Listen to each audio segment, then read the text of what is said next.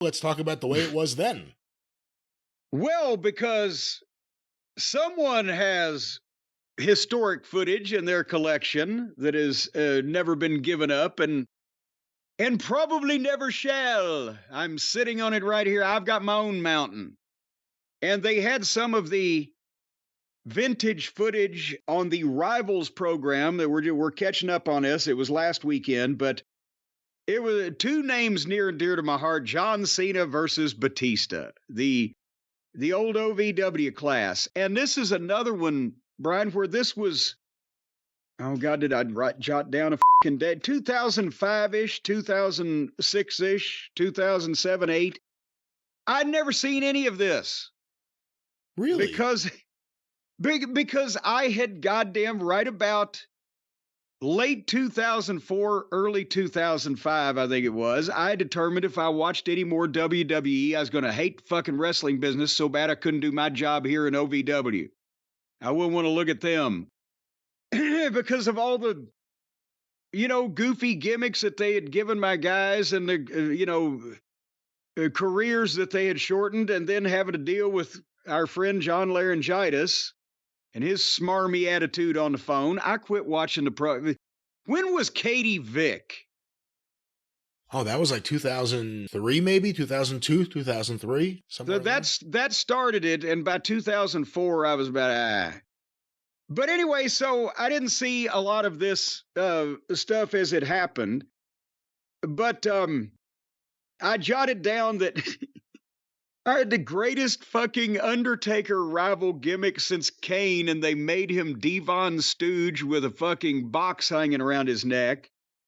And I had who at the time I thought was the next fucking Ric Flair, and they made him a goddamn goofy fucking bland baby face. I wasn't voting for the white rapper, but at least it gave him some oomph past the impeccably clean tights he always had. Hey, real quick before you get going with this, as you're talking about this, and we all know about the disappointments you had and wrestling fans had with the way OVW wrestlers were brought up to the main roster. Of course, there are some that really made it.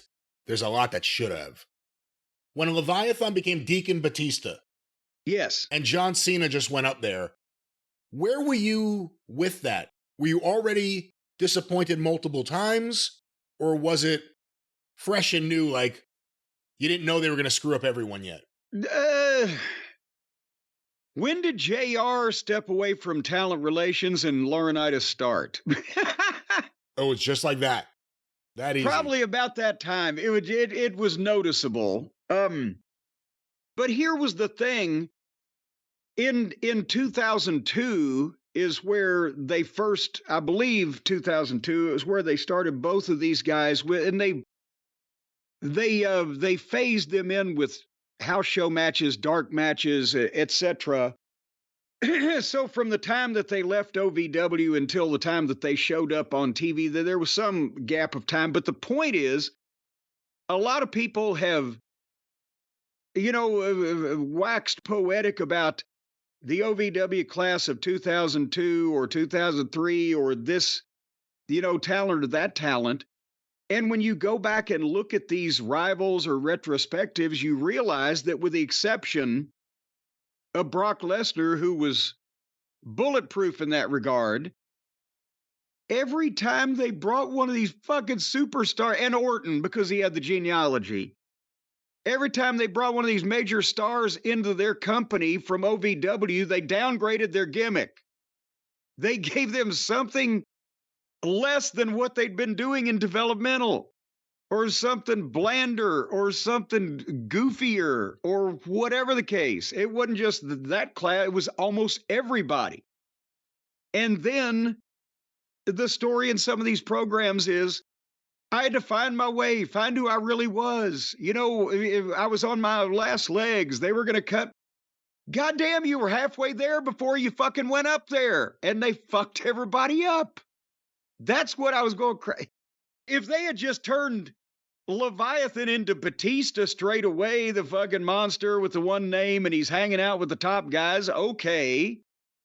All right, but no, they made him a flunky for Devon Dudley with a fucking half of a suit jacket on and carrying a box around his neck.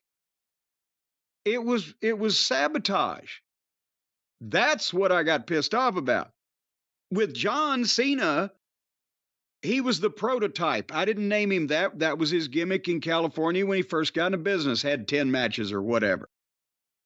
But when they say he's coming in, he's the prototype of the perfect wrestler, this is his gimmick. Okay, let's run with that. And he was a heel, and he did incredible promos. And his cardio and his athleticism was unmatched, and his dedication, he was mentally focused. We've said it a million times. His work was good. And as a heel leading the match, I believe would have gotten better, because everybody always knocked John's work, until he got over as such a big star that then he couldn't do anything dangerous, and they didn't want him to. But he would have gotten over as a top guy either way, because he had all the tools and he was an adult and knew how to apply them. But when they brought him in without any thought whatsoever, they're going to send him out there to announce he's John Cena and he has ruthless aggression and fucking slap. It was Kurt, right? Yeah, I think so. But then there he is, and they said in this program, then he's a babyface named John Cena that nobody's ever heard of before. He looks great, but he's going out in the colors of the local sports team, because that was John's thing even before he came to OVW. He had as many boots and fucking immaculate tights as he could possibly find. And they didn't have a goddamn plan from the start. And they were going to waver on him, and maybe, he ain't going to make it. And Stephanie hears him rap on the fucking plane. And suddenly it's like it's a goddamn revelation that here is this guy who physically and verbally and psychologically gets the wrestling business and is progressing incredibly and is mature and able to handle his fucking business. He's going to be a star now because he can rap. They're about to cut him beforehand, but suddenly he can rap, so we'll keep him. What fucking horseshit? I mean, do you see what I'm saying? It's like that was a revelation to them that maybe we can get something out of this guy. When we'd seen from day one in Louisville, this is the fucking guy out of the bunch of them. Jesus Christ. He was younger than Batista. He was smarter and more dedicated and more mature than Brock Lesnar. He cut a better promo than Shelton Benjamin. Shelton had everybody blown away on athletic ability, and he was also a great human being. But, I mean, of all of the class, Cena had everything if you wanted to apply it to pro wrestling. And then you look at Batista and you go, what the fuck? How in the world can we not make money with this? But I told him it was 2 months in, I said, you're never going to be taking arm drags in the first match. You got to be a main event fucking guy or you ain't going to make it at all. Because of the way he looked, he could not be a preliminary fucking talent. What's first thing they did? Made him a preliminary talent. You telling me that Batista as Leviathan was less green than Jade Cargill, right? But at the same time, you see Jade Cargill. She started late. She's not a natural, but she looks like $1 million. Produce her and make her a superhero. And don't let her go out there and do 30 minutes with Serena Deeb in Technical Classic. It's the same fucking principle. So they made him a flunky. That's my bitch and bone of contention is that the guys that were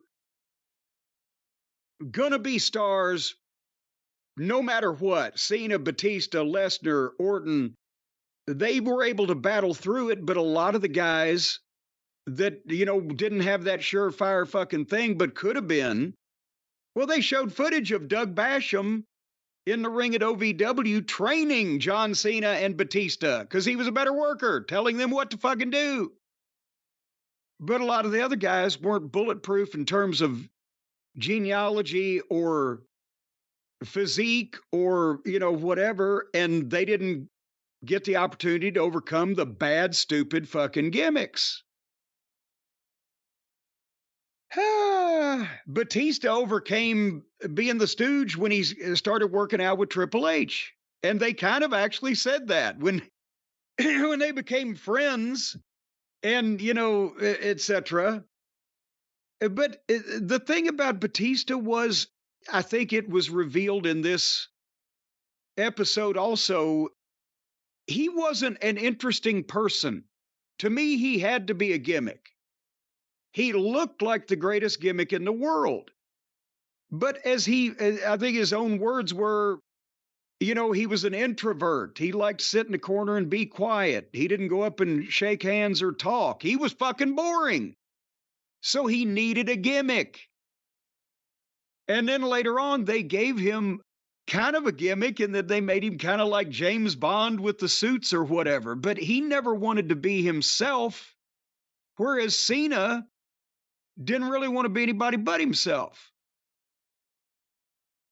So they were opposite people, but when somebody's in wrestling school, training, developing, whatever, if you're sitting over in the fucking corner and you're not a personality and you're doing what you're asked to do, but you're not elite coming up even with stupid shit. You're allowed to come up with stupid shit when you can be shot down by your coaches, right? And taught why. If you're just sitting there, you're not impressing anybody.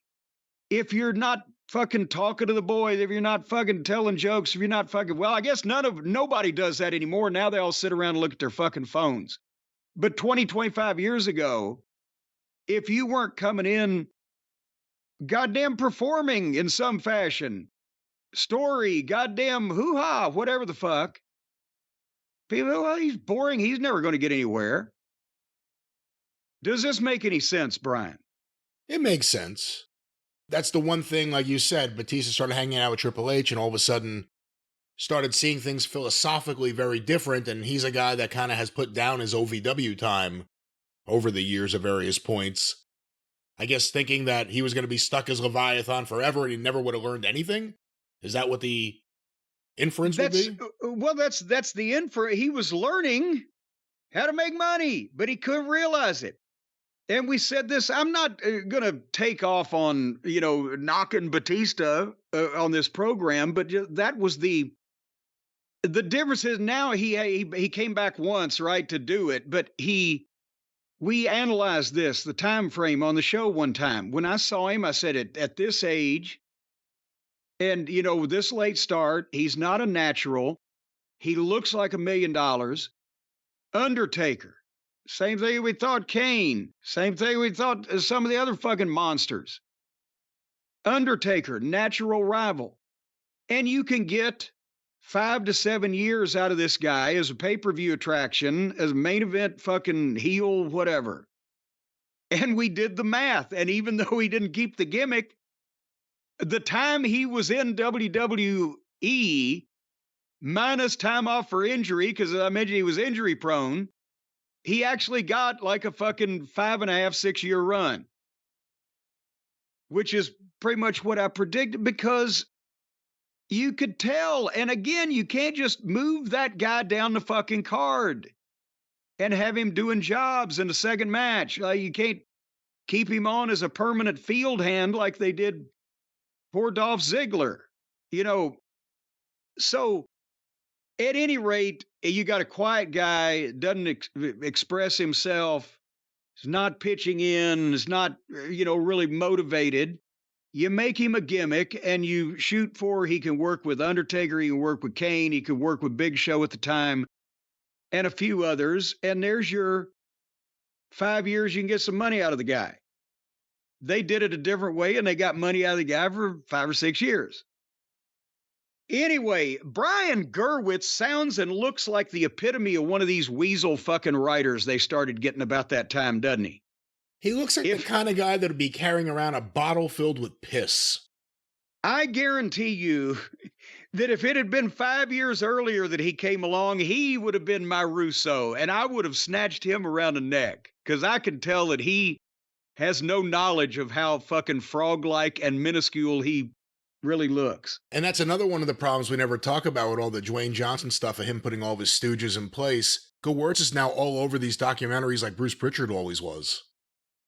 Well, and at least Bruce's face would fill a screen up, right? Boy, Bruce's face would fill a screen up. Gerwitz, just his bug eyes is the only thing you look at. But anyway, so we talked about my problems with writers and goofy gimmicks, and that I think that Cena would have definitely gotten over on his talent, work ethic, no matter what. I saw him, to be honest, as he is now. He's wearing the suits. He's got the jewelry on. He's a great promo. He has a glass of fine crystal and scotch in it or whatever. I saw him as the next generation Ric Flair when he was the prototype. But nevertheless, so at one point, you tell me, Brian, is this legitimate? They said when they were the final two in the 2005 Royal Rumble, when they both went over together, they're claiming that that wasn't the spot. And goddamn it, I'll tell you what, it looked kind of fucked up that if they meant to do it that way, they lucked out. But was that an accident?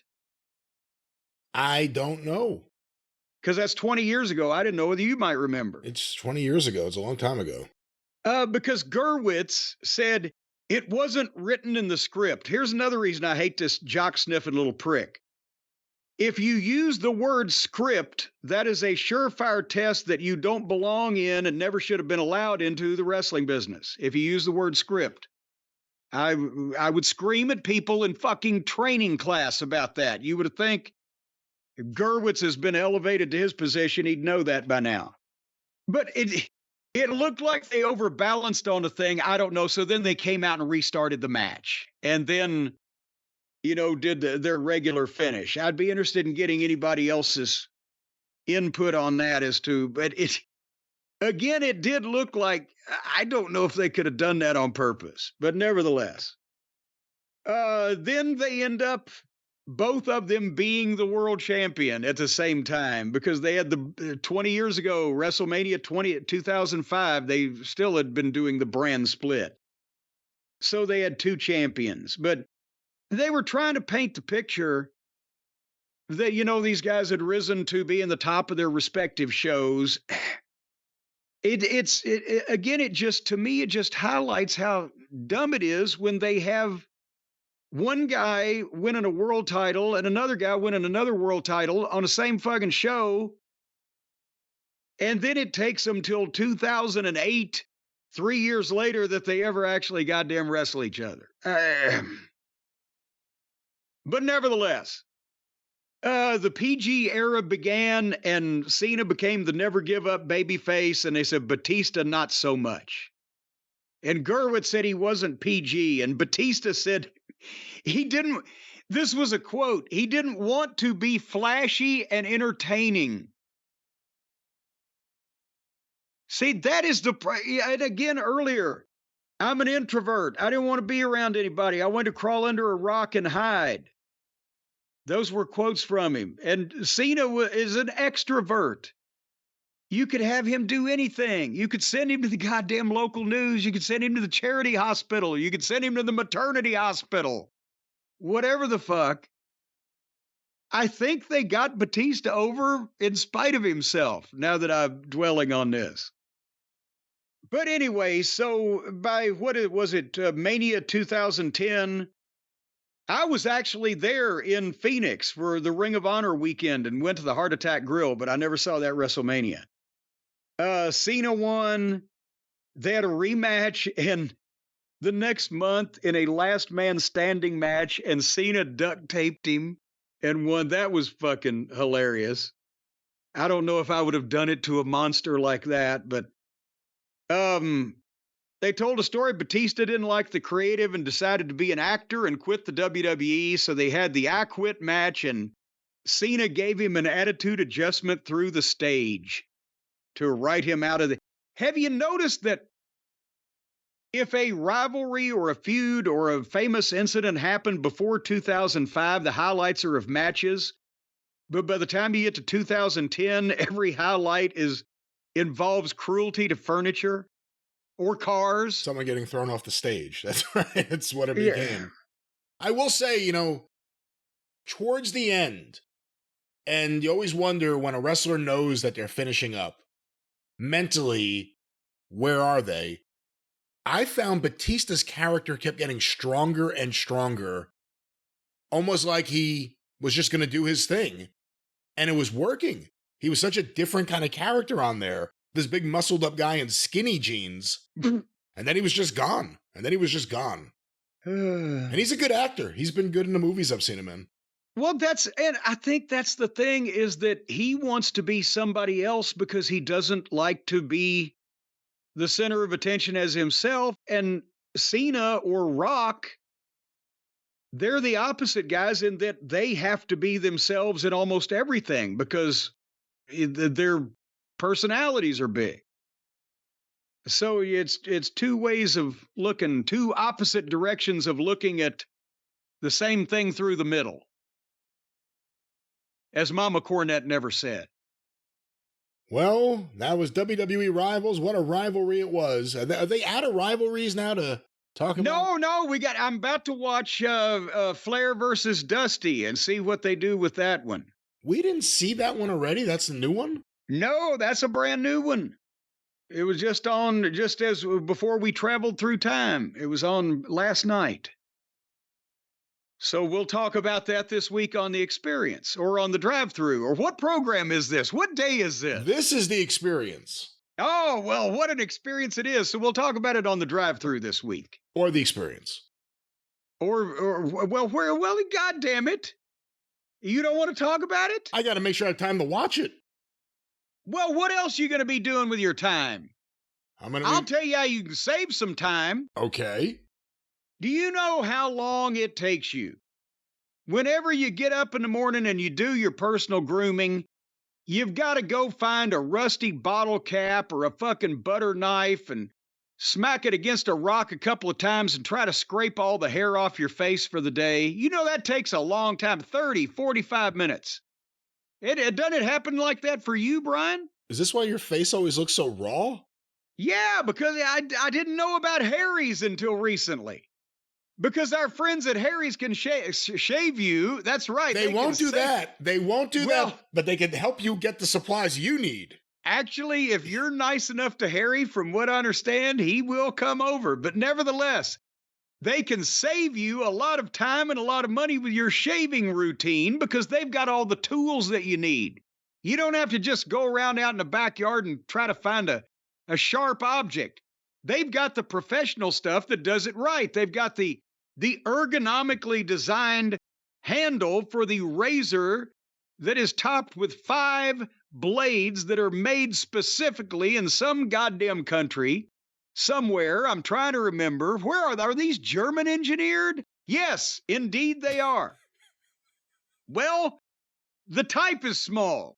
I knew it was from somewhere over in one of those countries where they're fucking badasses and they'll goddamn fuck you up if you get in the way. These are sharp-ass German-engineered blades. They stay sharp longer, made in their own razor blade factory. And boy, I'll tell you what, they're sharper than a serpent's tooth. And you get them on that weighted ergonomic handle by Harry Ergo, and you put some of that foaming shave gel on your face. You take off the travel cover so you don't slice yourself on those incredibly sharp German blades, and then you scrape scrape is too bourgeois a word. You gently remove all of the hair off your face. It's like it's fallen off. It's like it's leaping to its early demise off your face because the blades are so sharp. The foam is so gel, and the goddamn handle is so ergonomic. It's like you're waving your hand in front of your face, and instantly you're slicker than cum on a gold tooth.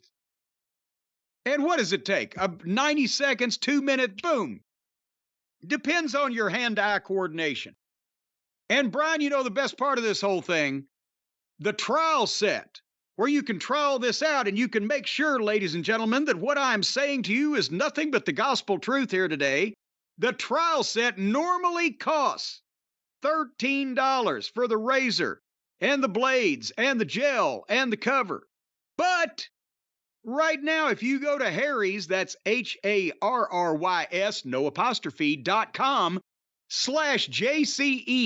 what's that promo code again, Jim? JCE, you're going to get that travel set or trial set that you can travel with across state lines if you want to. No man act involvement whatsoever.